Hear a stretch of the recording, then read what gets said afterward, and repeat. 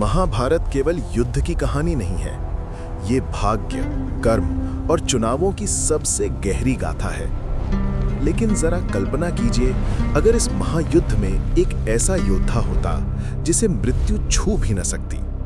अगर दानवीर कर्ण अमर होता तो क्या पांडव जीत पाते? क्या श्री कृष्ण की नीति काम करती, या फिर इतिहास किसी और दिशा में बह जाता?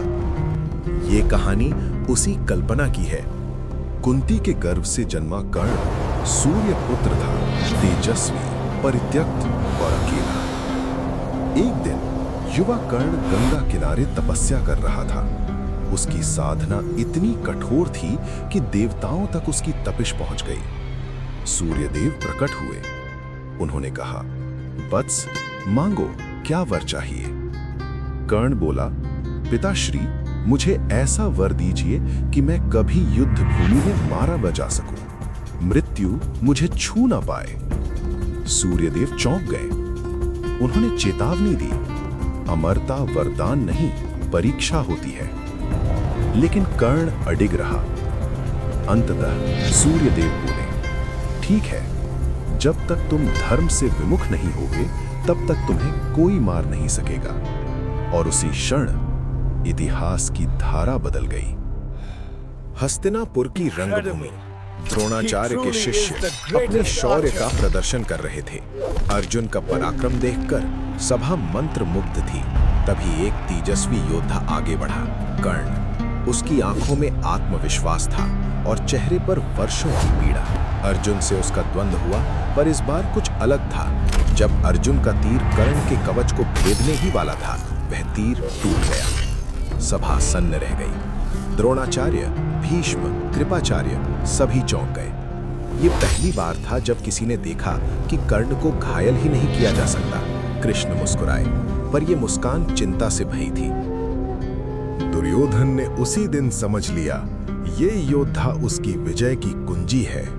उसने कर्ण को अंगराज्य ही नहीं, अपना सबसे बड़ा अस्त्र बना लिया। कर्ण ने भी दुर्योधन का साथ निभाया, क्योंकि जिसने उसे सम्मान दिया था वो उसके लिए सब कुछ था। अब कौरव सेना में एक ऐसा योद्धा था जिसे कोई मार नहीं सकता। पांडवों के शिविर में भय फैल गया। भीम बोला, अगर कर्ण अमर है तो युद्ध का क्या अर्थ?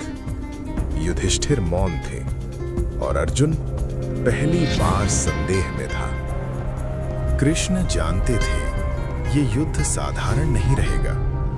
उन्होंने कर्ण से मिलने का निश्चय किया। कुरुक्षेत्र से पहले एकांत में कृष्ण और कर्ण आमने सामने थे। कृष्ण बोले, कर्ण, तुम धर्म जानते हो, फिर अधर्म का साथ क्यों? कर्ण शांत स्वर में बोला, क्योंकि धर्म ने मुझे अपनाया नहीं, दुर्योधन ने अपनाया। कृष्ण बोले, तुम कुंती पुत्र हो? कर्ण हंसा, अब ये सच किस काम का? कृष्ण ने अंतिम प्रयास किया, युद्ध में अमर होना धर्म से बड़ा नहीं होता। कर्ण ने उत्तर दिया, तब तो युद्ध ही निर्णय करेगा। युद्ध शुरू हुआ। कर्ण रणभूमि में उतरा तो जैसे मृत्यु स्वयं पीछे हट गई। भीम के गदा प्रहार बेअसर। नकुल सहदेव घायल होकर पीछे हटे। अर्जुन के दिव्यास्त्र भी कर्ण को रोक नहीं पा रहे थे। कौरव सेना उत्साहित थी। पांडवों की पंक्तियां टूटने लगी। भीष्म ने मन ही मन सोचा, अगर ये चलता रहा तो पांडवों का अंत निश्चित है। रात को अर्जुन रथ से उतरते हुए बोला, केशव, मैंने कभी हार नहीं मानी, पर आज मैं असहाय हूं। कृष्ण शांत थे। उन्होंने कहा, अमरता शरीर को मिलती है, आत्मा को नहीं। अर्जुन बोला, पर हम उसे रोकें कैसे? कृष्ण ने कहा, उसके वरदान की शर्त याद रखो, जब तक वो धर्म से विमुख न हो। और यहीं से युद्ध की दिशा बदलने लगी। युद्ध के दिनों में कर्ण ने कई निर्दोष योद्धाओं को मरते देखा। एक दिन उसके तीर से एक किशोर सैनिक मारा गया जो युद्ध भूमि में गलती से आ गया था। कर्ण का हाथ कांप उठा। उस रात वो सो न सका। उसने स्वयं से पूछा, क्या यही धर्म है? पहली बार उसके वरदान की चमक कम हुई। कुंती चुपचाप कर्ण से मिलने आई। उसने सत्य बताया, मैं तुम्हारी मां हूं। कर्ण का हृदय कांप उठा। उसने जीवन भर जिस अपनापन को तरसा था वो सामने खड़ा था। कुंती बोली, पांडवों को मत मारना। कर्ण ने वचन दिया, मैं अर्जुन के सिवा किसी को नहीं मारूंगा। लेकिन ये वचन धर्म और मित्रता के बीच उसकी आत्मा को तोड़ रहा था। युद्ध के हर दिन के साथ कर्ण का शरीर अजेय था, पर मन दुर्बल हो रहा था। जब उसने अभिमन्यु के वध को देखा तो पहली बार उसने युद्ध से मुंह मोड़ा।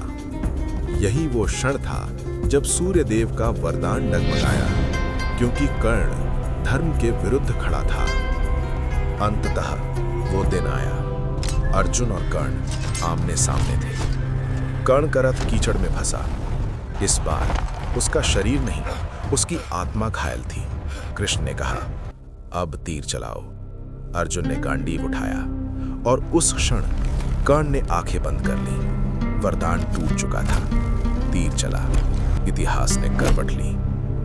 कर्ण गिरा, पर उसका नाम अमर हो गया। कृष्ण ने अर्जुन से कहा, देखो पार्थ, अमरता शरीर को मिल सकती है, पर सम्मान केवल धर्म से मिलता है।